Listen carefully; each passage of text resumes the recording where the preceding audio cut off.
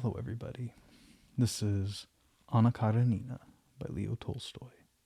Part 1, Chapter 14. At this instant, the princess entered. Apprehension was pictured on her face when she saw their agitated faces and that they had been alone. Levin bowed low and did not speak. Kitty was silent and did not raise her eyes. Thank God she has refused him, thought the mother, and the smile with which she always received her Thursday guest reappeared upon her lips. She sat down and began to ask Levin questions about his life in the country. He also sat down, hoping to escape unobserved when the guests began to arrive. 5 minutes later, one of Kitty's friends, who had been married the winter before, was announced, the Countess Nordstone. She was a dried-up, yellow, nervous, sickly woman with great black eyes. She was fond of Kitty, and her affection, like that of every married woman for a young girl, was expressed by a keen desire to have her married in accordance with her own ideas of conjugal happiness. She wanted to marry her to Vronsky. Levin, whom she had often met at the Sherbatskys' the first of the winter, was always distasteful to her, and her favorite occupation, after she had met him in society, was to make sport of him. "I'm enchanted," she said, "when he looks down upon me from his imposing loftiness, or when he fails to honor me with his learned conversation, because I'm too silly for him to condescend to. I'm enchanted that he cannot endure me." She was right, because the fact was that Levin could not endure her, and he despised her for being proud of what she regarded as a merit. Her nervous temperament, her indifference and delicate scorn for all that seemed to be her gross and material. The relationship between Levin and the Countess Nordstone was such as is often met with in society, where two persons, friends in outward appearance, despise each other to such a degree that they cannot hold a serious conversation or even clash with each other. The Countess Nordstone instantly addressed herself to Levin. "Ah, Konstantin Dmitrievitch, are you back again in our abominable Babylon?" said she, giving him a little thin hand, and recalling his own jest that he had made at the beginning of the winter when he compared Moscow to Babylon. "Is Babylon converted, or have you been corrupted?" she added, with a mocking smile in Kitty's direction. "I'm greatly flattered, Countess, that you kept such accurate account of my words," replied Levin, who, having had time to collect his thoughts, instantly entered into the facetiously hostile tone peculiar to his relations with the Countess Nordstone. "It seems that they have made a very deep impression upon you." "Ach, how so? But I shall make notes. Nu, how is it, Kitty? Have you been skating today?" And she began to talk with her young friend. Although it was scarcely decent to take his departure now, Levin would have preferred to commit this breach of etiquette rather than endure the punishment of remaining through the evening, and to see Kitty, who was secretly watching him, though she pretended not to look at him. He therefore attempted to get up, but the princess noticed this movement, and turning toward him, she said, "Do you intend to remain long in Moscow? You are justice of the peace in your district, are you not? And I suppose that will prevent you from making a long stay." "No, princess, I have resigned that office," he said. "I have come to stay several days." Something has happened to him, thought the Countess Nordstone, as she saw Levin's stern and serious face, because he does not launch out into his usual tirades. But I'll soon draw him out. Nothing amuses me more than to make him ridiculous before Kitty. "Konstantin Dmitrievitch," she said to him, "you who know all things, please explain this to me. At our estate in Kaluga, all the muzhiks and their wives drink up all that they own, and don't pay what they owe us. You are always praising the muzhiks. What does this mean?" At this moment a lady came in, and Levin arose. "Excuse me, Countess, I know nothing at all about it, and I cannot answer your question," said he, looking at an officer who entered at the same time with the lady. That must be Vronsky, he thought, and to confirm his surmise he glanced at Kitty. She already had time to perceive Vronsky and observe Levin. When he saw the young girl's shining eyes, Levin saw that she loved that man. He saw it as clearly as though she herself had confessed it to him. But what sort of a man was he? Now, whether for good or ill, Levin could not help remaining. He must find out for himself what sort of a man it was that she loved. There are men who, in presence of a fortunate rival, are disposed to deny that there are any good qualities in him. Others, on the contrary, endeavor to discover nothing but the merits which have won him his success, and with sore hearts to attribute to him nothing but good. Levin belonged to the latter class. It was not hard for him to discover what amiable and attractive qualities Vronsky possessed. They were apparent at a glance. He was dark, of medium stature, and well proportioned. His face was handsome, calm, and friendly. Everything about his person, from his black, short-cut hair and his freshly shaven chin to his new, well-fitting uniform, was simple and perfectly elegant. Vronsky allowed the lady to pass before him, then he approached the princess and finally came to Kitty.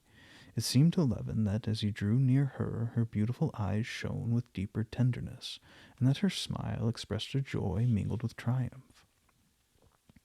He extended towards her his hand, which was small but rather wide, and bowed respectfully. After bowing and speaking a few words to each of the ladies to whom he was presented, he sat down without having seen Levin, who never once took his eyes from him. "Gentlemen, allow me to make you acquainted," said the princess, turning to Levin. "Konstantin Dmitrich Levin, Count Alexei Kirillovich Vronsky." Vronsky arose, and with a friendly look into Levin's eyes, shook hands with him. "It seems," said he, "that his frank and pleasant smile, that I was to have had the honor of dining with you this winter, but you went off unexpectedly to the country. Konstantin Dmitrich despises and shuns the city, and us, its denizens," said the Countess Nordstone. "It must be that my words impress you deeply, since you remember them so well," said Levin, and perceiving that he had already made this remark, he blushed deeply. Vronsky looked at Levin and the Countess and smiled. "So, then, you always live in the country?" he asked. "I should think it would be tiresome in the winter." "Not if one has enough to do. Besides, one does not get tired of himself," said Levin in a sour tone. "I like the country," said Vronsky, noticing Levin's tone and appearing not to notice it. "But you would not consent to live always in the country, I hope," said the Countess Nordstone. "I don't know. I never made a long stay, but I once felt a strange sensation," he added. "Never have I so eagerly longed for the country, the real Russian country, with its muzhiks, as during the winter that I spent at Nice with my mother. Nice, you know, is melancholy anyway, and Naples, Sorrento are pleasant only for a short time. It is then that one remembers Russia most tenderly, and especially the country. One would say that—" He spoke, now addressing Kitty, now Levin, turning his calm and friendly face from one to the other as he said whatever came into his head. As the Countess Nordstone seemed desirous to put in her word, he stopped without finishing his phrase and listened attentively. The conversation did not languish a single instant, so that the old princess had no need of advancing her unfailing themes, her two heavy guns, classic and scientific education, and the general compulsory conscription, which she held in reserve in case the silence became prolonged. The Countess did not even have a chance to rally Levin. He wanted to join in the general conversation, but was unable. He kept saying to himself, "Now I'll go," and still he waited, as though he expected something. The conversation turned on table-tipping and spiritism, and the Countess Nordstone, who was a believer in it, began to relate the marvels which she had seen. "Ach, Countess, in the name of heaven, take me to see them. I never yet saw anything extraordinary, anxious as I have always been," said Vronsky, smiling. "Good. Next Saturday," replied the Countess. "But you, Konstantin Dmitrich, do you believe in it?" she demanded of Levin.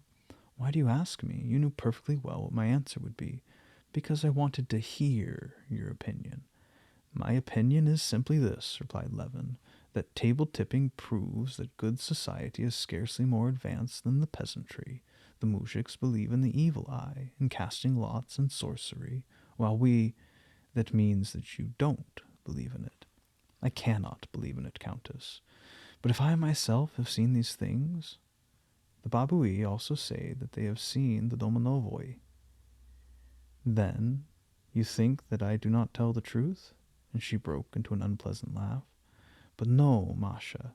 Konstantin Dmitrich simply says that he cannot believe in spiritism, interrupted Kitty, blushing for Levin, and Levin understood her and began to speak in a still more irritated tone.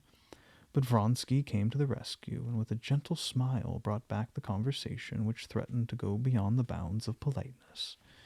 You do not admit at all that the possibility of its being true? He asked. Why not? We willingly admit the existence of electricity, which we do not understand.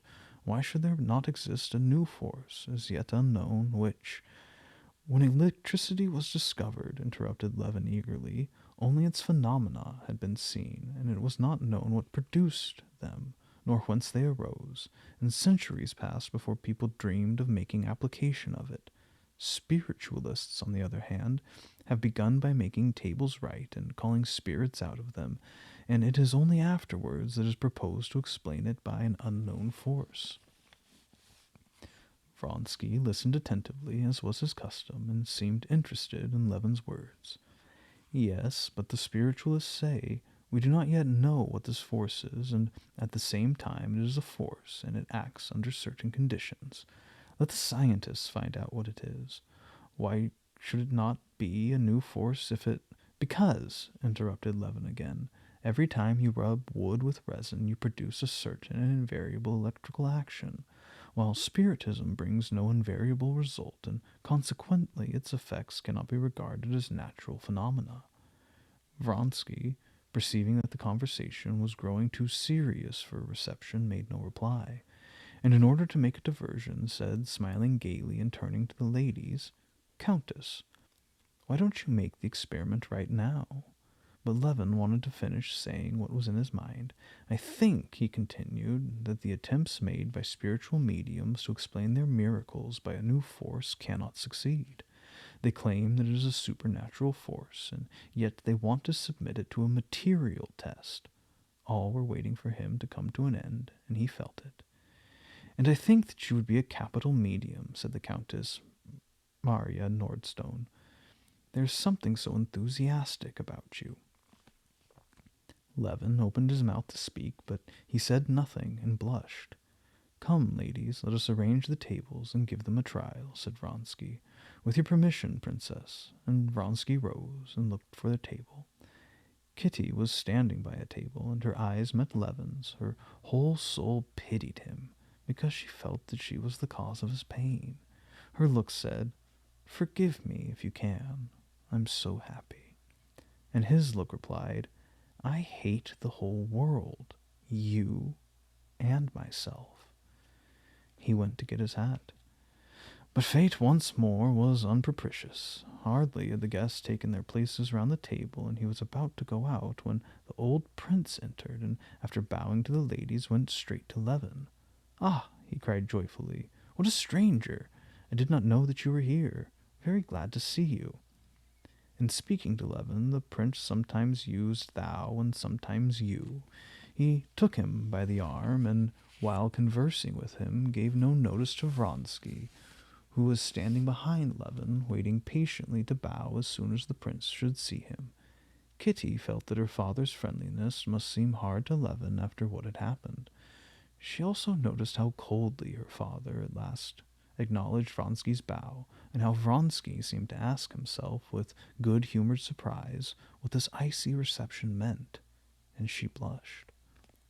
Prince, let us have Konstantin Dmitrich, said the Countess Nordstone. We want to try an experiment. What sort of experiment? Table tipping? No. Excuse me, ladies and gentlemen, but in my opinion, Kulechki would be much more amusing, said the prince, looking at Vronsky, whom he took to be the originator of this sport. At least there's some sense in grace hoops. Vronsky, astonished, turned his steady eyes upon the old prince, and, gently smiling, began to speak with the Countess Nordstone about the arrangements for a ball to be given the following week. I hope that you will be there, said he, turning to Kitty. As soon as the old prince had gone, Levin made his escape, And the last impression which he bore away from this reception was Kitty's happy, smiling face, answering Vronsky in regard to the ball.